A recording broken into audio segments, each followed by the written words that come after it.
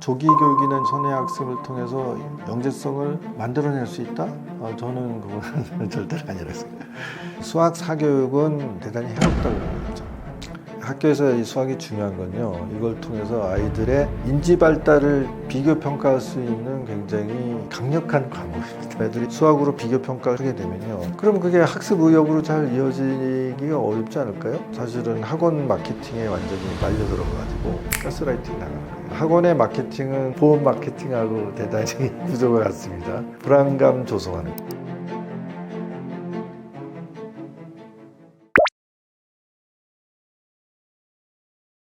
제가 인터뷰 처음 시작할 때 학습이나 환경이 사실은 결정적이지 않은 것 같다, 이제 그런 말씀을 드렸는데, 마찬가지입니다. 조기 교육이나 이제 선의 학습을 통해서 영재성을 만들어낼 수 있다?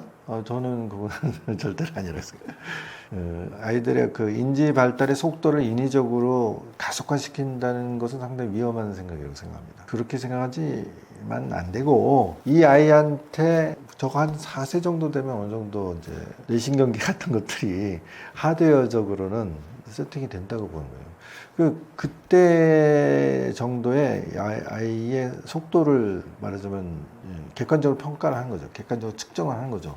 그리고 그 속도에 맞춰서 이제 말하자면 이제 인지 발달을 끌어내는 것이 가장 적합하다고 생각하는 입장이에요. 그런데 이제 그런 게 어디 있어. 많이 공부시키면 되지. 그리고 대단히 어린 나이부터 훈련시키면 되지.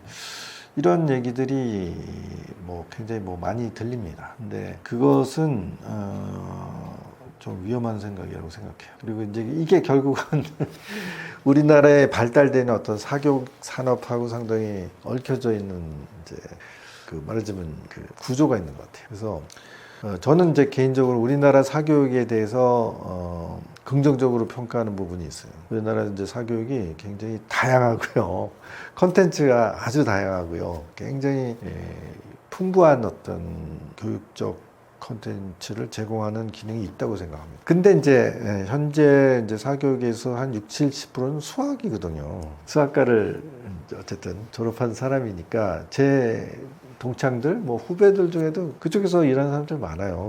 근데 아주 전설적인 일타 강사 내지는 그 업계에서 알아주는 그 실력자들도 사실 있었고 지금도 있습니다. 그런데 수학 사교육은 이제 대단히 해롭다고 보는 거죠. 왜냐하면 수학은 비교가 너무 쉬워요. 아이들 사이에 비교가 쉽습니다. 그러니까 다른 종류의 사교육은요, 애들이 재밌게 하다 보면 A가 잘하다가 B가 잘할 수도 있고 C가 잘할 수도 있고 이렇게 약간 유동이 될 수 있거든요. 근데 수학은 안 그렇습니다. 수학은 저는 표현을 어떻게 하냐면 한 통이다. 말하자면 우리가 이제 12년 동안 교실에서 수학이라는 과목을 공부해야 되고, 이제 그게 대학 입시까지 이르는 과정에서 가장 결정적인 말하자면 평가 기준이 되기 때문에 중요하긴 한데, 이게 한 통이에요, 한 통. 그러니까 우리가 배울 적에는 도대체 이런 거 도대체 못하러 해. 실상에서 쓸모도 없고, 사회에 나가면 하나도 쓸데없는 것들 해. 실제로 그래요. 우리가 초등학교 5학년 정도에 우리가 이제 분모가 다른 분수의 덧셈 뺄셈부터 공부합니다. 그러니까 통분이라고 그러죠. 통분. 2분의 1 더하기 3분의 1. 이게 이제 가장 기본적인 문제예요. 그거 쓸 일 없거든요. 사회에 나가서 쓸 일 없어요. 2분의 1 더하기 3분의 1을 왜 해요? 비율, 분수, 이런 거 다루는 건요, 금융 쪽이나 유통을 하는 사람들은 좀 해야 되겠는데, 거기서 사용되는 이제 내용이라는 게 그렇게 아주 고도로 어려운 내용은 아니고, 용어가 좀 독특하니까 이제 그쪽에 이제 직업군으로 갖고 있는 사람은 당연히 그런 거 하죠. 하고 꽤 잘할 수도 있고 못할 수도 있고. 그런데 일반인들은 그거 쓸 일 없거든요. 창구 직원한테 물어보면 되잖아요. 요새는 사실은 웬만한 또 판매 시설에서도 컴퓨터가 다 붙어 있잖아요, 계산기에. 그 누가 더하고 빼고 그런 건 누가 해요. 그래서 다 컴퓨터가 정확하게 알아서 다 해주잖아요. 그럼 그런 기계 사용법을 익히면 되는 거지, 누가 2분의 1 더하기 3분의 1을 계산하고 앉아 있겠습니까? 그럼 또 쓸데없는 거 이거 왜 해? 네, 그렇게 생각할 수 있는데, 사실은 가르치는 이유가 다 있거든요. 근데 문제는 애들이 배우는 아이들도 왜 하는지 모르면서 하고요. 가르치는 선생님도 설명 안 해주고 가르쳐요. 왜 안 가르쳐요? 나도 잘 몰라. 나도 배운 거 없어. 그냥 문제를 끝도 없이 풀었어. 그러다 보니까 나는 1등급이었어. 뭐 그러다 보니까 나는 수학 선생이 되었어. 그런데 왜 이런 걸 꼭 배워야만 됩니까? 당신은 그렇게 해서 선생으로서의 직업을 얻을 수 있었을지 모르겠고 꼭 필요한가요? 뭐 이렇게 우리가 짓궂게 물어본다고 과연 뭐 우리 학교에서 가르치는 수학 선생님들 중에 몇 분이나 이건 이래서 배우는 거고 이건 저래서 배우는 거고 이러저러해서 꼭 필요한 거야 라고 자신 있게 아이들을 설득할 수 있을까? 의문사항이 있어요. 자, 그런데 학교에서 이 수학이 중요한 건요. 이걸 통해서 아이들의 인지 발달을 비교 평가할 수 있는 굉장히 강력한 과목입니다. 자, 그런데 그거를 아주 어린 시절부터 애들이 비교를 당하면요. 이게 순위가 잘 안 바뀌어요. 그러니까 예를 들어서 뭐 그만 초등학교 1학년이라도 애들 딱 모아놓고 그렇게 딱 해가지고요. 100점 받는 애부터 뭐 빵점 받는 애까지 이렇게 줄을 세울 수 있거든요. 그거 순위가 잘 안 바뀝니다. 한 번 앞선 애는요 계속 앞서 달려갈 수밖에 없어요.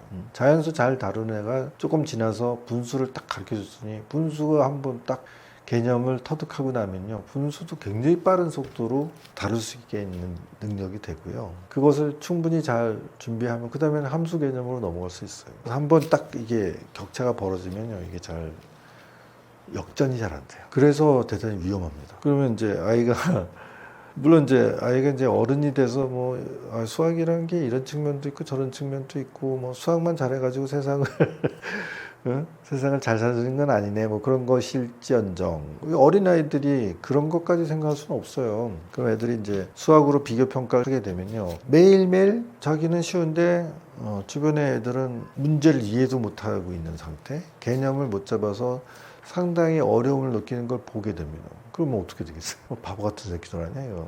이런 것도 못해. 그런 생각이 들 수 있죠. 그죠? 그럼 그게 학습 의욕으로 잘 이어지기가 어렵지 않을까요? 자, 그러면 이게 못하는 애들하고 섞으면 안 돼. 잘하는 애들끼리 모아놔야 돼. 그래서 소위 뭐 탑 브랜드의 학원으로 옮겨가는 거예요. 그럼 탑 브랜드 학원 가면 거기 또 반별로 또 구성이 돼 있어. 그러면 탑 클래스로 가야지. 탑반으로 가야지. 탑반. 탑 브랜드의 탑반으로 가야지. 탑반으로 가면 또 거기서도 랭킹 경쟁을 하잖아요. 그 안에서 1등을 해야 될 거 아니야. 뭐 1등은 못해도 최소한 넘버 3, 넘버 5 안에 들어야 된다는 그런 압력을 받게 될 거 아니에요. 그러면 여차저차 꽤 똑똑한 아이가 탑 브랜드의 탑반으로 갔는데 거기서는 자기보다 우수한 애를 또 만날 거 아닙니까? 그러면요 넘사벽처럼 느껴질 수 있어요. 그러면 급격하게 수학에 대한 흥미를 잃어버려요. 자신감도 잃어버려요. 자, 그래서 이렇게 너무 어린 시절부터 수학을 가지고 비교를 당하면서 줄세움을 당하면서 이렇게 성장하게 되면요 이게 모든 아이들을 루저를 만들 수 있는 위험이 있습니다. 그러면 탑반에 탑 브랜드 학원의 탑반에 탑 랭커 아니면 다 뭔가 나는 경쟁력이 없어. 아무리 해도 쟤를 이길 수는 없을 것 같아. 근데 해봐야 뭐해. 이런 열패감을 만들면 어떡하냔 말이에요. 그거를 만약에 그런 걸 느끼는 아이를 그렇지 않아. 너 이 정도 공부해도 나중에 고3 돼가지고 수학 1등급 받을 수 있는 아이야. 근데 이게 어린애들한테는 게 설득이 잘 안 돼요. 초등학교 2학년, 3학년 애가 열패감이 빠지는데 너 앞으로 10년 뒤에 고3 되면 너 정도만 돼도 1등급 받을 수 있어 라고 얘기했을 때 그걸 아이들이 믿을 수가 있겠어요?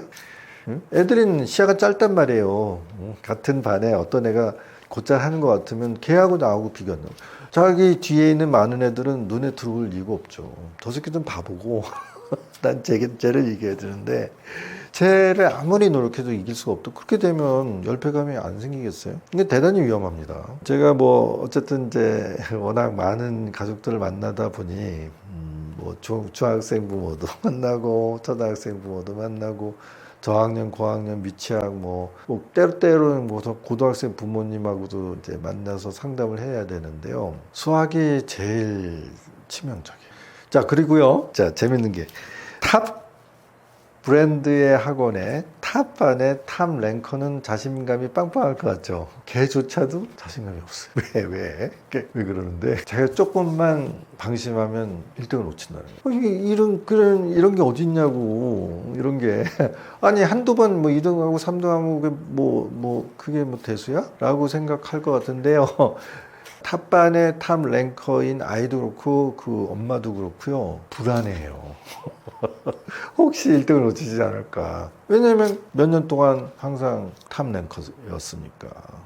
어쩌다가 말이야 뭐 감기 걸려서 뭐 아니면 뭐 가족여행이 좀 길어져서 뭐 좀 그랬더니 그때 한두 번 뭐 2등 했어 3등 했어. 근데 그건 특수한 상황이고 항상 1등을 해야 돼. 그게 정상이야. 이렇게 마인드 세팅이 돼 있으면요. 근데 그게 거의 2등 3등 한 애들도 죽으라고 할 거 아니에요. 그럼 내가 잠깐 방심하면 언제든지 그 승리를 놓칠 수 있다. 놓칠 수도 있지 라고 생각하지 못합니다. 그러니까 모든 사람을 패배자로 만드는 위험한 시스템이다. 그래서 수학학원은 보내지 마세요. 제가 얘기하는데 뭐 제가 이렇게 아무리 뭐 길게 열을 내면서 얘기한들 제 얘기를 과연 얼마나 수용을 할지는 잘 모르겠습니다. 그 사교육 시장에서 60-70%가 수학이에요. 거기서 이제 그야말로 종사하는 사람이 얼마나 많겠습니까? 그런 사람들이 제 얘기를 반박하려고 마음을 들면 얼마나 많은 공격적인 얘기를 하겠어요. 그 사람들을 이렇게 자극해가지고 싸울 그 만한 힘이 없습니다.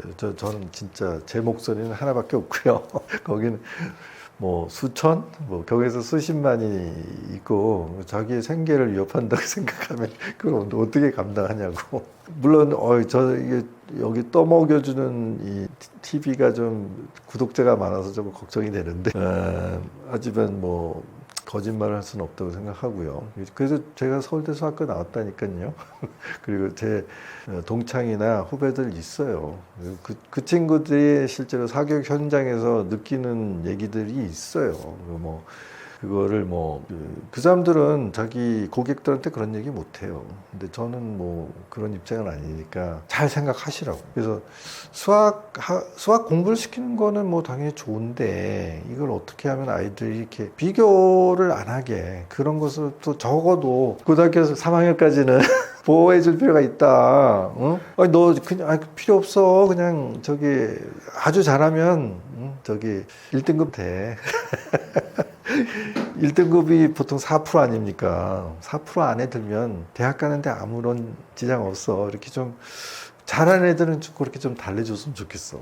아니면 사실은 거기 안에 들어가는 것도 굉장히 어렵잖아요.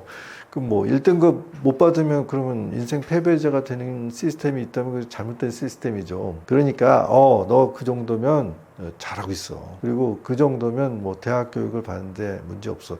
사실은 좀 그렇게 해서 아이들이 공부하는 의욕을 적어도 어른이 될 때까지, 뭐 대학을 졸업할 때까지, 아니면 어떤 사람은 대학원도 다니니까 자기가 학업을 추진하는 동안 그 정도면 나는 그것 때문에 지장을 안 받을 정도로 잘하고 있어. 뭐 이런 것들이 좀 잘 정책이 됐으면 좋겠는데 이게 어렸을 때부터 비교 경쟁을 시키는 수학학원 교육은 대단히 치명적이다. 폐해가 몰라서 그렇지 되게 크다. 저는 뭐 상담을 많이 하다 보니까 그놈의 수학학원 랭킹 때문에 병원 가는 애들 실제로 상담을 하거든요. 그게 이게 뭐 잘 안 됐을 때 애들이 받는 정신적 폐해가 굉장히 커요.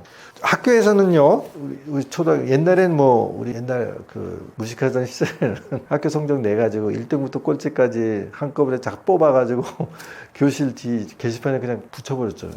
그런 무지막지한 짓들을 했어요. 서슴없이.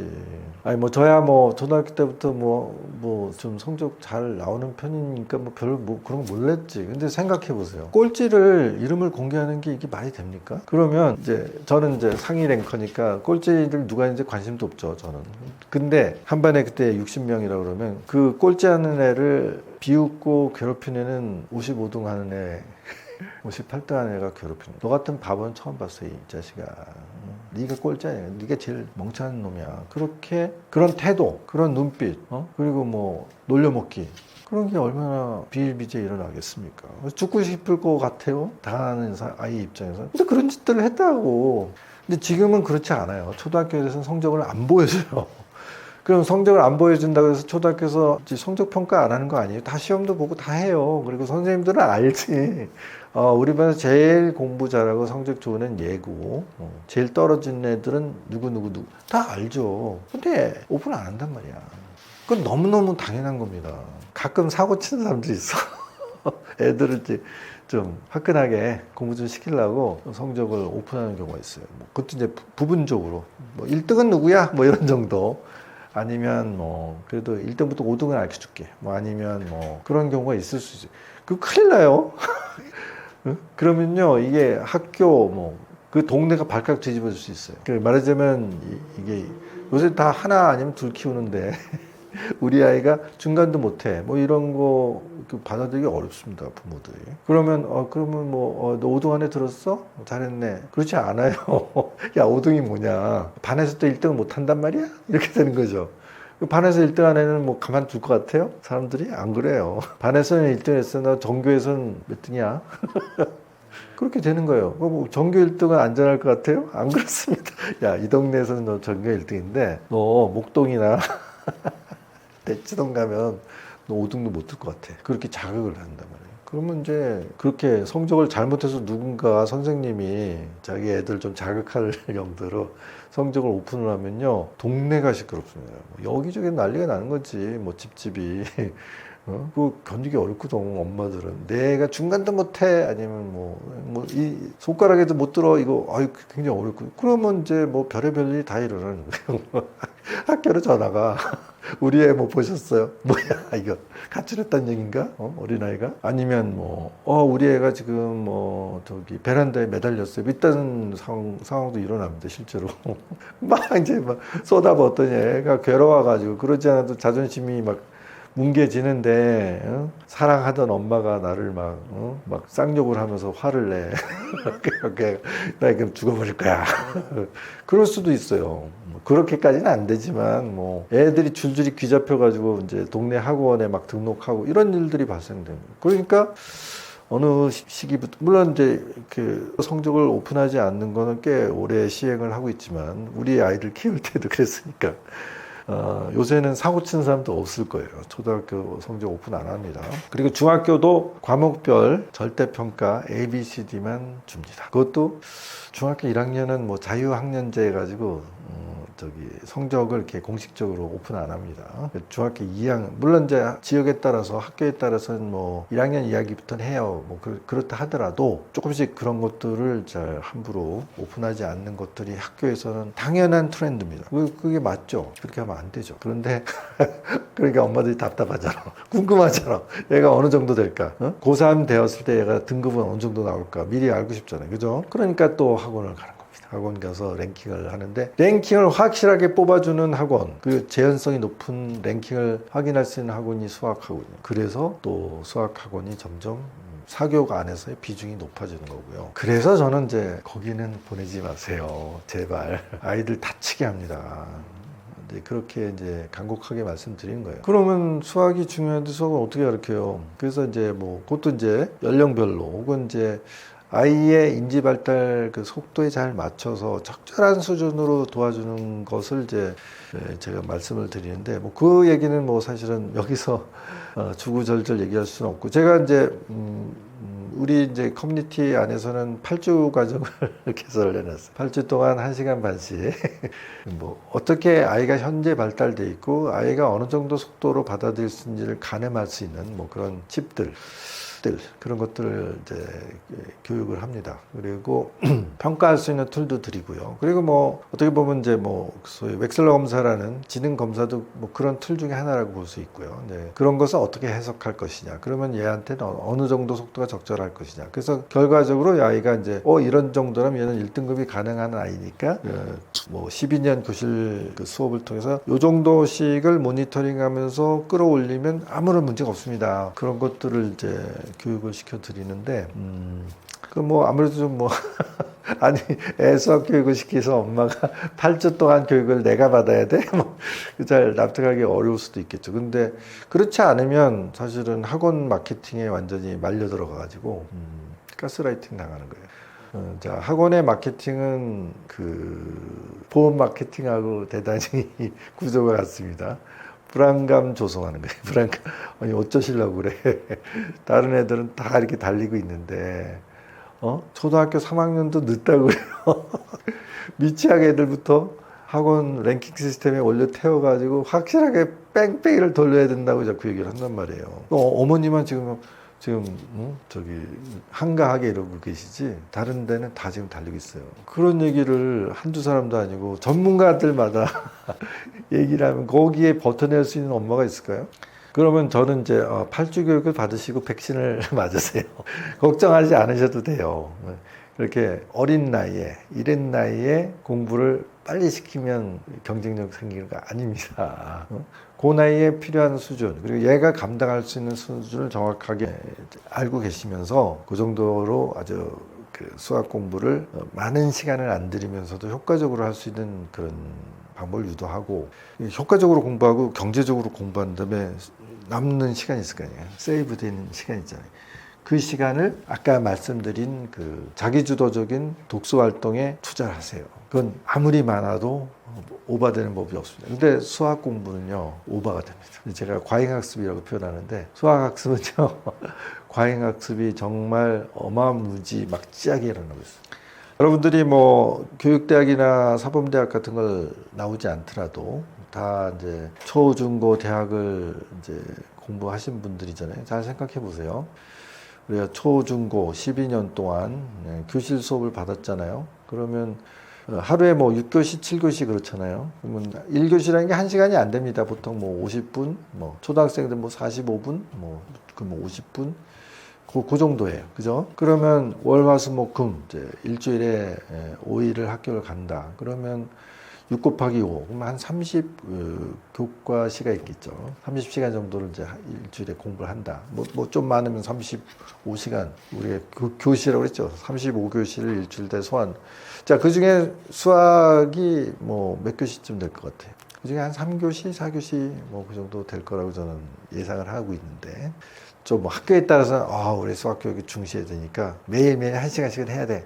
뭐 그런 식의 커리큘럼을 만들 수도 있겠죠. 어쨌든 뭐 제가 보기에는 10%에서 한 15% 정도 이제 수학 그 교과시가 있다 이렇게 보면 그게 말하자면 교육 전문가들이 적절한 수준으로 정한 거라고 보는 거예요. 나머지 시간은 뭐 사회, 과학, 뭐 국어 아니면 외국어, 영어를 비롯한 외국어, 그 밖에 뭐 미술, 음악, 체육, 뭐 여러 다양한 이제 예체능 활동, 혹은 뭐 우리가 도덕이라고 하는, 사실은 도덕이라는 게 대부분 이제 철학 교육 아닙니까? 그런 거라든지 뭐 여러 다채로 사람들이 알아야 될 여러 가지 것들을 구성해서 하는데, 그것들은 대부분 사실은 교과서를 읽음으로써 이제 뭐 기초적인 것들을 심어주고 그걸 탄탄하게 만들어주고 뭐 확장할 수 있으면 확장하게 하고 뭐 그런 구성으로 돼 있지 않습니까? 그러면 수학이 그렇게 중요하다면 사실은 뭐 고3 때 수능 시험으로 따지게 되면 수학의 그 비중은요 5개 과목 중에 하나가 아니에요. 사실 12년 동안 우리 고등학교 후배들을 위해서 우리 고등학교를 졸업한, 제가 경신고등학교라는 해화동에 있는 인문계 고등학교를 졸업을 했는데요. 제가 이제 그 소위 추첨제 뺑뺑이 일기입니다. 일기. 서울에서 그 뺑뺑이 시작하는 첫 해에 제가 걸려가지고 그 고등학교 입시를 못 봤어요. 그리고 그냥 컴퓨터 배정이 돼서 이제 그 학교에 이제 배정이 됐습니다. 그 고등학교를 졸업하고 이제 서울대를 입학한 동문회가 있습니다. 근데 우리 동기들이 그때 뭐 그래도 뭐 학교 사이즈도 있고 역사도 있고 뭐 나름대로 교사진도 훌륭해가지고 성과가 잘 나왔어요. 뭐 저하고 같이 합격한 친구도 12명 됐고, 재수 3, 4 친구들까지 하면 우리 동기가 한 17명 정도 됐고, 그 다음에 뭐 그 입학 정원을 좀 늘리기도 하고 뭐 여러 가지 우여곡절 가지고 어떤 때는 한 해에 뭐 30명의 그 후배들이 서울대에 입학을 해서 동문회가 꽤 컸어요. 근데 이제 이게 강북에 있다 보니까 90년대 뭐 이렇게 되니까요. 점점 이제 입학생 수가 줄더니 급기야는 2년 연속 후배가 하나도 안 들어올 거야. 그래서 야, 우리 동문회는 이제 대가 끊겼다, 야. 3년 만에 한 명이 합격했어. 그래서 야, 반갑다, 야, 뭐 그랬는데 그 다음에 또 이제 한 명도 못 들어왔어. 그래서 이제 진짜 동문회 파탄 났다. 이제 그래서 이제 제가 이제 동문회에서 제안을 했습니다. 우리 모금을 해서 좀 학교를 좀 도와주자. 그래서 이제 애들이 십시일반으로 뭐 금방 돈 천만원 모이더라고 애들이. 좀 그 동문회가 이게 대가 있다는 게 너무나 안타까워서 그랬는지 아니면 그래도 뭐 학교에 대한 애교심이 그래서 좀 있었는지 어쨌든 돈 천만 원을 모아서 이제 그거 들고 가서 모티베이션 캠프라는 걸 제안을 했습니다. 학교에다가. 저기 고등학교 2학년에서 3학년 되는 친구들 뭐 한 12명 모아주시면 우리가 요거 가지고 애들을 그 캠퍼스 투어도 시켜주고 뭐 면접 대비해서 자기소개도 하고 영어로 자기소개도 시키고 뭐 토론도 시키고 3박 4일의 그 모티베이션 캠프라고 혹은 뭐 동기유발 캠프 뭐 그렇게 이름을 붙여가지고 이제 학교에 제안을 해가지고 학교가 굉장히 좋은 프로그램이라고 이제 호응을 해가지고 근데 뭐 인원을 좀 늘려주세요. 그래서 이제 12명이 한 20명 뭐 이렇게 해가지고 나중에 한 30명까지도 갔었는데 그런 캠프를 한 12년 정도 운영을 했거든요. 이제 코로나 이제 그 팬데믹이 오면서 사실은 중단이 되었고 어쨌든 한 12년 한 것 같아요. 네, 그래서 이제 그게 좀 효과를 실제로 발휘를 해가지고 소위 이제 그래도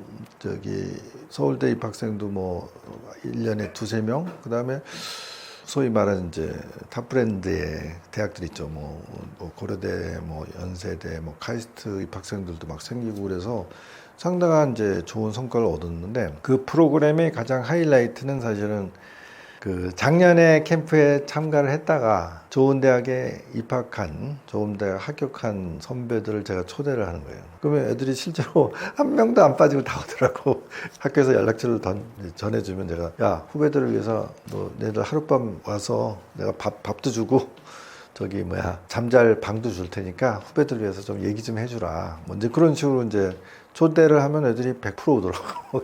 자기 그렇잖아요. 1년 동안 나름대로 고3 생활을 끝마치고 결과를 얻었으니까 자랑하고 싶은 마음도 있고 그리고 뭐 후배들한테 좋은 일을 한다는 그런 뜻도 있고요. 그래서 나 이렇게 공부했어. 뭐 그런 얘기를 실제로 막 열띠게 하룻밤 자면서 잠 안 자더라고 애들이. 방에 이렇게 쫙 나눠주면 진짜 뭐 밤새도록 그러니까 고등학교 2학년에서 3학년 올라가는 애들이 나 이제 고3 생활 시작하는데 공부 어떻게 해야 되지?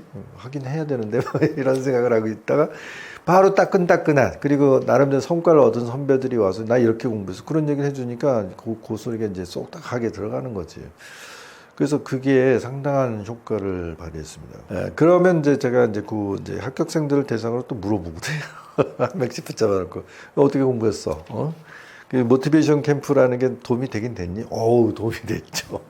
처음에는 저 3박 4일 동안 학원 빠지고 가는 거에 대해서 조금 부담이 있었으나 막상 3박 4일 지내고 보니까 진짜 좋은 대학 가고 싶다는 마음이 확 생기더라. 그리고 선배들이 해주는 얘기를 들으니까 감이 잡히더라. 이렇게 공부하면 되겠네. 뭐 그런 마음이 들더라는 거예요. 그래서 효과를 봤다는 거예요.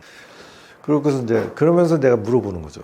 너 그런데 어떻게 고3 생활하면서 수학의 비중은 어느 정도 될 것 같아? 내가 그때 서울대 경영대 합격한 이제 문과생이죠. 문과생 붙잡고 얘기를 해봐요. 얼마나 50% 넘죠? 이러는 거야. 그래서 너 문과인데 50%가 넘어? 그럼 여기 공대 합격한 이 친구는 뭐 그보다 훨씬 더 비중이 높다는 얘기냐? 당연하죠. 당연히 7-80%. 고3 때 7-80% 수학 공부를 했다는 거예요. 그게 현실이에요. 그러니까 수학의 어떤 학업 경쟁력의 비중이 되게 높고 우리가 그걸 경시할 수는 없으나 그럼에도 불구하고 이건 시간을 많이 투입하고 어렸을 때부터 확실하게 조여가지고 트레이닝 시킨다고 해서 되는 건 절대로 아니에요. 그러니까 말하자면 얘가 이제 받아들일 수 요 정도의 차원의 요 정도 고차원의 개념은 받아들일 수 있는가 그런 것들을 좀 어느 정도 적절하게 평가를 해서 이제 그때 이제 딱 넣어주고 그리고 뭔가 이렇게 작은 성공의 경험들이 쌓여야 돼요. 그랬더니 이 개념을 딱 했더니 이거는 내가 이해가 되네. 문제가 이해가 되는 게 우선이잖아요. 근데 문제가 이해가 되려면 그만큼 개념이 잘 구축이 돼 있어야 되는데 그 개념 구축이 많이 막 켜켜이 막 쌓아준다고 해서 저절로 생기는 게 아니더라는 거지. 적절한 순간에 딱 이제 물꼬를 터준달까? 그 상태에서 애가 자기 주도적으로 문제를 해결하는 능력을 차근차근 이렇게 키워줘야 되지. 이걸 그냥 시간과 문제의 양으로 그리고 문제 빨리 풀어내는 속도로 막 몰아가가지고 생기는 건 절대로 아니다. 그렇게 하면 어마어마한 부작용과 낭비가 생긴다는 거예요. 시간을 낭비하는 거죠. 그 결과가 어떻게 되냐면요. 애들이 고등학교가 됐는데 이 지문을 읽어가지고 지문에서 수학적인 내용을 끄집어내는 이게 잘 안 되는 사례가 있어요. 예를 들어 볼까요? 우리 이제 중학교 때 소금물 문제 애들이 난 소금물 문제만 나면 토가 나와 그런 애들이 있거든. 그 농도 문제죠. 농도 문제가 어렵단 말이에요. 이게 좀 구조가 조금 복잡해가지고. 근데 이제 열심히 훈련을 했더니 이제 소금물 뭐 문제는 잘 푸는데 고등학교 딱 넘어갔더니 그걸 좀 바꿨어. 소금물이 아니라 함수율이라고 이제 바꿨어. 함수율이라는 건 그게 과일, 채소 같은 경우는 수분 함량이 90%, 95% 막 그렇게 된다는 거예요. 그러면 농도하고 함수율이라는 게 사실 별 차이가 없는 거거든. 그렇죠? 예? 그리고 이제 함수에 대한 설명이 나와. 그러면 뭐 배, 혹은 뭐 수박, 오렌지의 함수율은 95%예요. 그러면 수분을 뺀 고용물의 말하자면 비중이 5%예요. 그런 얘기를 다를 바가 없잖아요. 근데 그걸 못 풀겠다고 그러는 애들이 있더라고. 그러니까 새로운 단어가 튀어나왔고 그것의 의미를 이제 분석해가지고 이거 농도 문제네, 설탕물 문제하고 똑같은 구조네, 이걸 풀 수 있는 게 당연할 것 같이 느껴지지만 이렇게 말하자면 이제 문해력 같은 것들을 꾸준하게 끌어올리지 않은 상태에서 새로운 단어 하면은 일단 이건 다른 문제처럼 느끼고 그것을 적용을 못하는. 그렇게 된다면 얘가 뭐 중학교 때까지 무수히 많은 소금물 문제를 풀었다는 것들이 말하자면 이제 고등학교 왔더니 문제가 달라져서 못 풀겠어. 이렇게 된다면 곤란한 거 아니겠어요? 근데 아이들이 이제 문해력이 뛰어난 아이들은 이거는 그런 뜻이니까 이 문제나 저 문제나 결국 같은 문제구나. 이렇게 넘어갈 수도 있단 말이죠. 근데 그런 문해력이라는 것도 사실은 내가 이렇게 설명을 한번 해준다, 뭐 단어 몇 개를 알려준다고 해서 이렇게 올라가는 게 아니고, 뭐 예를 들어서 내가 모르는 단어가 나와도 이게 한자로 봐서는 이런 뜻일 것 같아 짐작도 해보고 그리고 확인도 해보고 뭐 그러면서 이제 그런 것들을 어렵지 않게 소화해낼 수 있는 것들이 많은 이제 풍부한 독서량과 또 어떤 사고가 켜켜이 쌓여가지고 디벨롭이 돼야 되는데 거기에 대해서는 잘못하면 소홀히 할 수 있다. 그 수학 문제, 기출 문제를 추가하고 반복적으로 푸는 것을 시간을 다 써버리고 그 문해력을 일정 수준으로 끌어올리는데 실패하게 되면 이게 고등학교 때 치명적으로 아이의 발목을 잡을 수도 있거든요. 그러니까 물론 이제 안 되는 애들도 있어요. 뭐 이것도 안 되고 저것도 안 되고 안 되는 애들이 있는 건 사실이나 얘가 그런 아이가 아니야.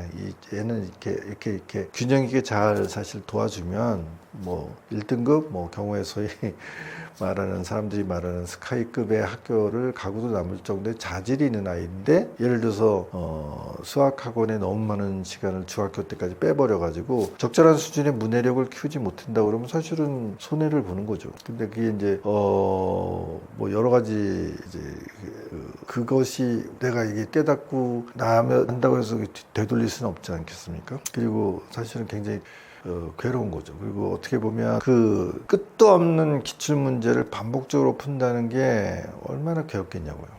괴로울 뿐만 아니라 실제로 실력을 끌어올리는데도 실패했다. 그러면 안 되겠죠. 물론 뭐 양이라는 것이 질을 만든다. 뭐 그런 얘기도 있고 그렇긴 합니다. 하지만 좀 더 질이 좀 더 이렇게 담보가 있는 학습 방법은 분명히 밸런스를 잘 잡아줘야 되고 그리고 자기 주도성이 잘 만들어져야 되고 그런 것들을 만들어내기 위해서는 부모님들이 사실은 그런 확고한 약간 어떤 양육의 기준, 소신, 철학이 있어야 된다고 저는 생각하는 거죠. 그래서 그게 잘 어우러지고 그리고 아이가 이제 부모가 정말 자기의 종합적인 성장에 대해서 그래도 좀 철학이 있는 균형 잡힌 양육을 하고 있다는 믿음도 줄 수 있어야 돼요. 그래서 이제 아이하고의 관계도 사실은 뭐 입시 공부하다 보면 좀 찌그락찌그락하고 뭐 그럴 수도 있지. 그게 아니라 정말 엄마 아빠가 나를 그 입시 생활할 때도 정말 잘 나를 서포트해 줬어. 도와줬고 나를 격려해주고 나의 가지고 있는 잠재력을 잘 발휘할 수 있도록 키울 수 있도록 정말 남다른 다른 부모보다 훨씬 훌륭한 부모였어. 뭐 이렇게 돼야 되지 않겠습니까? 제가 만나본 이제 부모님들 중에서 좀 특이한 인상 깊었던 부모 한 분만 제가 소개를 해드릴게요. 제가 다른 채널에서 얘기했던 것 같긴 한데, 그 친구는 뭐 이제 뭐 물론 이제 훌륭한 친구들이 많이 있었는데 조금 특이해가지고, 영재고등학교가 우리나라에 이제 현재 8개가 있고요. 이제 2개가 더 이제 신설되도록 되어 있습니다. 그러니까 전국에서 영재고등학교 8개 있고, 이제 선발 인원이요 800명 정도밖에 안 돼요. 되게 어렵죠. 되게 어렵고, 최초의 영재고등학교가 이제 부산에 있는 한국과학영재고등학교입니다. 한과영 그렇게 얘기하죠. 그 한과영은 카이스트의 부설 기관으로 돼 있어요. 그래서 입학 특전이 있어요. 그 학교를 가면 카이스트는 보장을 해줘요. 보장. 그러면 그 한과영을 졸업한 아이들은 뭐 소위 뭐 서울에 있는 종합대학, 서울대, 고대, 연대, 고대 뭐 이런 데를 응시해 볼 수 있어요. 근데 결과가 안 나왔어? 그러면 카이스트 가는 거예요. 카이스트 보장이 돼 있어요. 얼마나 좋은 조건이냐고. 그런 이제 학교가 최초의 영재고등학교고, 다른 영재고등학교는 그런 특전이 있지는 않습니다. 그래도 뭐 선호도가 있죠. 근데 그게 3년 전에 이제 한과영에서 소위 장영실 전형이라는 거를 제도를 실시를 했습니다. 무시험 전형이거든요. 그러니까 20%. 거기다 한과영은 이제 다른 영재고등학교에 비해서 좀 선발 인원이 큰 학교에 들어가요. 서과영, 한과영은 120명씩 뽑는 것 같은데, 서과영이라는 건 이제 서울과학영재고등학교 회화동에 있습니다. 제가 졸업한 그 경신고등학교 앞에 있어요. 옛날에는 거기가 보성고등학교였죠. 보성고등학교가 이제 강남으로 아마 이전한 거로 저는 알고 있는데, 그러면서 이제 그거를 서울과학고등학교가 거기서 이제 말하자면 이제 들어왔고, 그 자리로 거기가 이제 승격이 된 거예요. 영재고등학교로. 그래서 거기 한과영과 서과영은 이제 좀 입학 정원이 좀 많고, 상대적으로 지방에 있는 이제 영재고등학교 좀 인원이 적어서 평균적으로 100명 뽑아요. 근데 한과영은 120명 뽑는데, 그 중에 20%까지는 이제 무시험 전형으로 뽑을 수 있게 이제 3년 전에 제도를 만들었어요. 그걸 그래서 장영실 전형이라고 얘기합니다. 그건 이제 무시험인 거예요. 참고로 말씀드리면 과학고등학교는 지필고사가 없습니다. 그래서 뭐 다 이유가 있어요. 그것도. 네, 이제 영재고등학교는 이제 서류 심사를 끝내면 그다음에 이제 지필고사, 그다음에는 심층 면접, 캠프 뭐 이렇게 이제 심층 면접과 캠프를 이렇게 묶어서 마지막 이제 선발 과정을 거치게 3단계 이제 선발 과정을 거치게 돼 있는데, 그 영재고등학교 중에서 이제 한과영에서 장현실 전형은 중간에 그 지필고사를 빼버린 20%, 그러니까 뭐 24명이겠죠. 이론적으로 이 24명은 무시험 전형을 뽑게 됐는데, 그 3년 전에 실시했을 때 첫 해에 합격한 이제 여학생이 있었어요. 그 친구 엄마가 얘를 이제 초등학교 아마 더 어렸을 때부터 그렇긴 한 것 같은데, 일주일에 하루 이틀씩 그 대형 서점에 들어가서 하루 종일 책을 보게 했어요. 뭐 억지로 시켜서 되지 않았겠죠. 처음에는 이제 책방에 들락날락 하는데, 얘가 이제 이것저것 책을 보다가 보니까 뭐 흥미있는 책, 이 책 저 책 보기 시작하더니, 이제 어제 엄마도 책을 골랐으니까 가자 그랬더니 안 가. 아니 뭐 30분만 더 보면 안 될까요? 그래서 이제 그 시간 막 늘려주는 거예요. 그래서 거의 하루 종일 그 시간을 보내요. 초등학교 때부터 중학교 때까지도 그랬어요. 그날은 날짜를 딱 정해가지고 개점 시간 뭐 10시 반, 뭐 11시에 개점 시간에 들어가서 폐점 시간 뭐 8시, 8시 반 까지 있는 거예요. 중간에 이제 점심시간 때 나와서 뭐 사먹고 또 들어가고. 요새 이제 대형 서점은 의자 책상을 다 깔아놨으니까 자유롭게 책을 볼 수 있습니다. 그리고 어린애가 책을 본다고 해서 뭐 말리지는 않더라고요. 근데 이제 엄마가 이제 그렇게 하는 거죠. 모든 책을 다 봐도 되는데 책을 훼손하지만 않으면 된다. 혹시 네가 실수를 해서 훼손하면 엄마가 사줄게. 걱정하지 말고 책 봐라. 그리고 그날은 좀 아이가 평소에 좀 먹고 싶었으면 좀 비싸가지고 못 사주는 것도 일부러 그날은 사줬대요. 그래서 제가 그걸 이제 뭐 북데이? 뭐 이런 식으로 이런 붙여 있는데, 하루 종일 책을 보는. 저는 어떻게 생각하냐면, 어느 학원 프로그램이죠, 어느 뭐 굉장한 좋은 프로그램이라도 아이가 하루 종일 이 책 저 책을 보면서 자기가 원하는 대로 자유롭게 책을 보는 그 시간만큼 과연 좋은 교육이 있을까, 효율이 높은 교육이 있을까. 근데 그거를 그렇게 오랫동안 지속을 했는데, 그게 쌓이고 쌓여서 경쟁력을 만들어 주었다라고 저는 확신하는 거예요.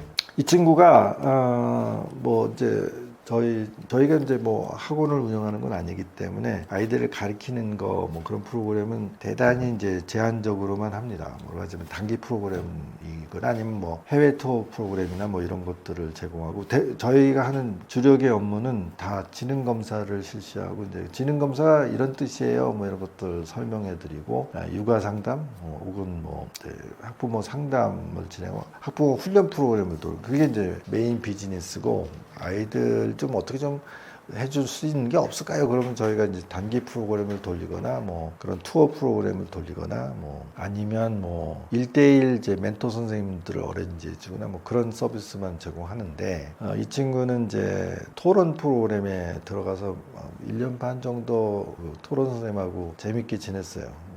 일부러 여학생만 3명 묶어가지고 중학생 여학생 3명 묶어가지고 자기들이 각기 읽은 이제 과학 서적을 가지고 이제 발표를 시키고 토론을 시키는 그런 걸 한 1년 반 정도 했던 기억이 나는데 그 친구도 이제 한 2학년 2학기 말 정도 되니까 이제 엄마가 여기 데리고 오기 너무 힘들기도 하고 그래도 뭐 영재고 응시하려면 좀 기출문제 풀어봐야 되지 않을까요? 해가지고 이제 뭐 알아서 하세요. 갔단 말이에요. 근데 이제 몇 개월 뒤에 전화가 왔죠. 근데 뭐 제가 좀 긴 얘기를 짧게 얘기하면 얘가 소위 그 전문학원이라는 데 가서 그 소위 랭킹 그 테스트, 레벨 테스트에 시달리니까 얘가 병이 난 거야. 극심한 편두통에 시달리는 거야. 그리고 얘가 문제를 빨리빨리 푸는 애가 절대로 아니거든. 그러니까 이제 뭐 학원에서 얘기하기를 뭐 저기 있는 지방에 있는 어느 영재고등학교가 적절할 것 같아. 뭐 그렇게 얘기를 했다. 그래서 내가 그 엄마가 그런 얘기를 하길래 말도 안 되는 소리를 하냐고. 그 친구는 뭐 우리에서 제일 좋다는 소위 한과영, 서과영 해도 되는 아이인데 무슨 뭐 아니 뭐 그 지방에 있는 영재고등학교라고 절대로 들어가기 쉽다거나 수준이 떨어지는 그런 차원은 아닌데 어쨌든 그 안에서도 이제 부모들이 선호하는 특히 뭐 이제 아까 말씀드린 것처럼 한과영 같은 경우는 카이스트 입학 그 보장이 된다는 굉장히 큰 특전이 있으니까 거기 응시해라. 떨어지면 어떠냐. 뭐 거기 떨어진다고 문제가 되는 것도 아니고 또 과학고를 갈 수도 있고 2학기 때 과학고를 보면 되거든요. 그리고 과학고는 아까 말씀드린 것처럼 지필고사가 없습니다. 얘가 이제 그 부분이 제일 약하다고 해서 그렇게 얘기하는 건데 그렇게 생각하지 마시고 장영실 전형을 응시를 해라 라고 이제 제가 강력하게 권했습니다. 그래서 결국 이제 그렇게 하겠다고 그래서 서류 심사를 거쳐서 당당하게 합격을 했어요. 제가 이제 그렇게 이제 확신을 가졌던 건 이 친구는 진짜 뛰어난 친구거든요. 독서량이 이렇게 높은 수준으로 이제 많이 올라갔다는 것도 의미가 있지만 어떻게 보면 이제 겁이 없어요. 존스 대학이라고 소위 뭐 의과대학에서는 제일 뭐 미국에서도 명문이라고 하는 대학의 교수한테 막 이메일로 막 서신 교신을 하고요. 중학생이 거기서 이제 제공해주는 유전자 가위 뭐 실험 키트 같은 것들 이렇게 뭐 홈페이지 들어갔더니 그거를 뭐 누구든지 전 세계 누구든지 그 원하면 보내줄 테니까 한번 해봐 뭐 그런 게 공지가 떴대요. 거기다 이메일 써서 받는 거야. 그걸 받아서 실제로 거기 영문으로 된 메뉴를 쫙 읽어가지고 실제로 실험을 해 결과치를 만들어 리절트를 만들어서 정리해서 또 보내. 그랬더니 잘했다 이렇게 하는 게 맞아. 그러던 친구야. 그러니까 나는 이런 애는 당연히 영재고 가서 좀 수준 높은 수업을 받아야 된다는 친구하고 확신을 하고 있었는데 그 전문학원이라는 데서는 이제 엉뚱한 소리를 하더라. 그래서 왜 거기를 가라고 그런데요. 거꾸로 뭐라 했더니 거기가 여학생을 잘 뽑아준대요. 그거 거짓말이거든요. 그렇지 않습니다. 영재고 과학고는 사실은 성비가 되게 안 좋아요. 우리나라는 특히 10대 1, 막 11대 1 그래요. 그래서 한가영 교장 선생님들도 여학생 그 비중을 끌어올리겠다고 이건 좀 뭔가 잘못되어 있는 것 같다. 5대 5는 아니어도 6대 4나 7대 3 정도는 끌어올리겠다고 그걸 대내외적으로 선포를 하고 그런 정책을 실제로 꾸준하게 추진을 했거든요. 그 거짓말이다. 그럴 리가 없다. 그냥 얘네 한가영에 가도 충분히 아마 선택을 받을 가능성이 없다. 그렇게 내가 강하게 권했습니다. 그래서 결국은 학원 안 다니니까 애가 그 시달리던 편두통이 다 없어지는 거예요.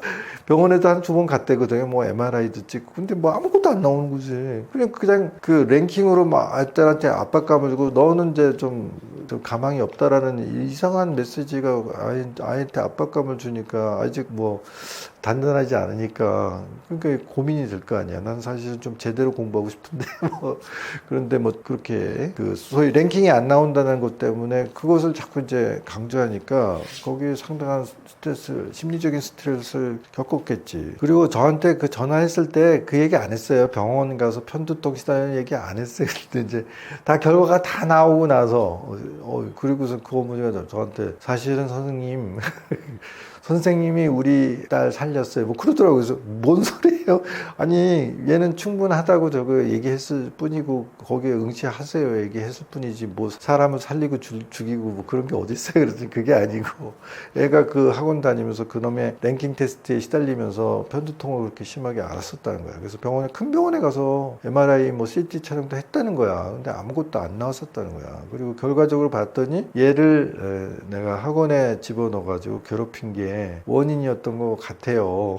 그거 말고 다른 원인이 있었겠어요? 근데 선생님이 그렇지 않다라고 얘기해서 자기가 그렇게 결정을 하고 학원을 끊고 그냥 장현 시전에 응시함으로 해서 결과가 나왔기 때문에 저는 선생님이 우리 아이를 살렸다고 생각해요. 그렇게 얘기하더라고. 자, 뭐 그냥 하나의 사례일 뿐이지만 그런 일들이 얼마나 많이 있겠습니까, 여러분? 뭐 그렇다고 뭐 학원이 애 잡자고 그러겠어요. 근데 그 사람들은 그런 소위 랭킹 시스템이라는 건 굉장히 강력한 마케팅 툴이기 때문에 거기에 의존하지 않을 수가 없는 거예요. 그러면 그 톱니바퀴에 껴들어가면요, 우리의 훌륭한 잠재력을 가지고 있는 아이들이 잘못하면 거기서 끼어가지고요 파괴될 수 있어요. 그리고 그 친구가 그 자격실 전형을 했을 때 사실은 학교에서 연락이 왔었어. 얘한테 너 중학생인데 너 이런 거 했다고? 네가 존스 홉킨스 대학 교수하고 교신을 했었어? 그리고 이런 것들을 실제로 영문 매뉴얼을 읽으면서 이런 실험을 실제로 해냈어? 뭐 가져와 볼래? 사실 그 순간이 이게 이미 끝난 거지. 얘 합격은 이미 결정됐었던 거지. 그렇게 탁월한 아이도 있었습니다. 그리고 그 탁월한 아이의 그런 자질을 만들어 놓은 기본 중에 기본은 북대입니다. 하루 종일, 일주일에 하루 이틀을 자기가 원하는 책을 엄마가 거기 어머니는 오히려 이제 얘 책방에 넣어주고요. 밥 먹을 때만 챙겨주고요. 자기는 자기 일을 했거든.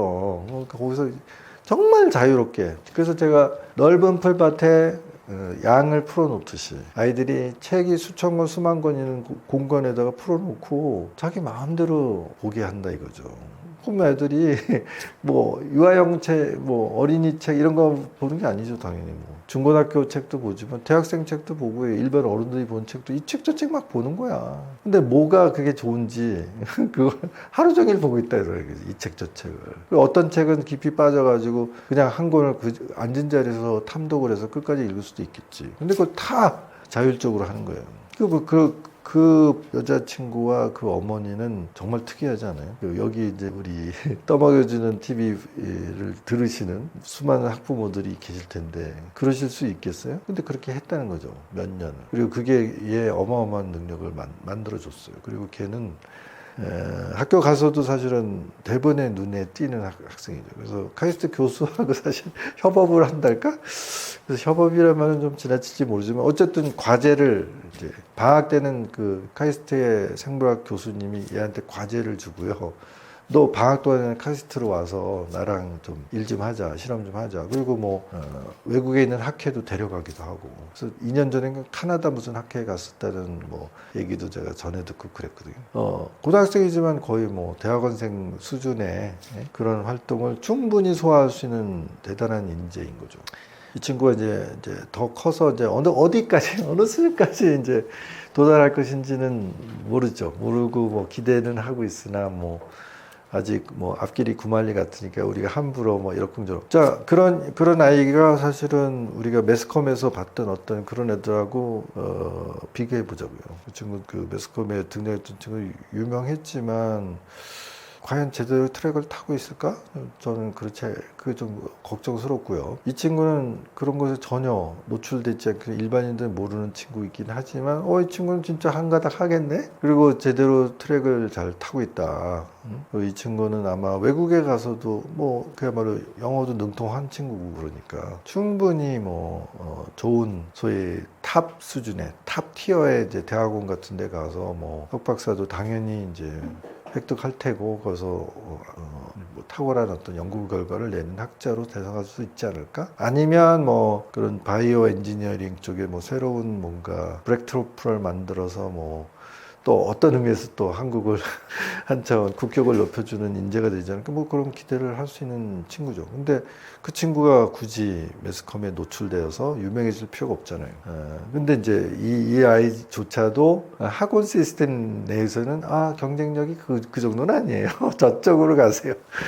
이런 대접을 받았었다는 거죠. 그게 이제 우리 이제 소위 사교육 시스템이 갖고 있는 한계, 맹점입니다. 자, 그러면 그런 것들을 극복하게 하는 것은 어떤 전문가 집단이 아니에요. 그 부모입니다. 부모. 아이에 대한 무한한 신뢰. 그리고 걔가 무럭무럭 자기 주도적으로 성장할 수 있는 환경을 만들어 줄 수 있는 아주 확고한 어떤 교육 철학이 있어야 되겠죠. 제가 뭐 이렇게 좀 원래는 서울대 수학과 나오고요. 그리고 IT 쪽에서 저의 첫 직장은 LG전자였고요. 그 다음에 이제 슈레페크드 코리아 여기서도 이제 개발자로 일을 했었고요. 그래서 사실은 이제 교육 분야나 뭐 상담 컨설팅하고는 전혀 문외한의 삶을 살다가 우연한 기회에 사실은 거의 뭐 이제 2008년이니까 벌써 17년 됐네요. 그때 뭐 자의반 타의반으로 이제 회사에서 나와서 사실은 이제 이 상담을 시작을 했습니다. 근데 이제 이게 어떻게 보면 제2의 삶 인생 직업이 완전히 바뀌고 이제 분야가 달라졌고 그러다 보니까 이제 문외한이다 보니까 상담을 이렇게 막 함부로 해도 되나 싶어가지고 제가 좀 아는 교수님한테 부탁을 드려가지고 아주 나이에 머리가 허해가지고 이제 대학원도 다녀가지고 석사학위도 받았고요. 박사 과정도 수료는 했습니다. 좀 논문을 써야 되나 말아야 되나 이 나이에 논문 써서 박사학위를 받은 데 무슨 의미가 있을까? 근데 뭐 기왕이면 공부 이왕 했던 것을 이렇게 하나의 또 하나의 마무리를 짓는 게 어떨까 싶어서 이제 고민 중에 있습니다.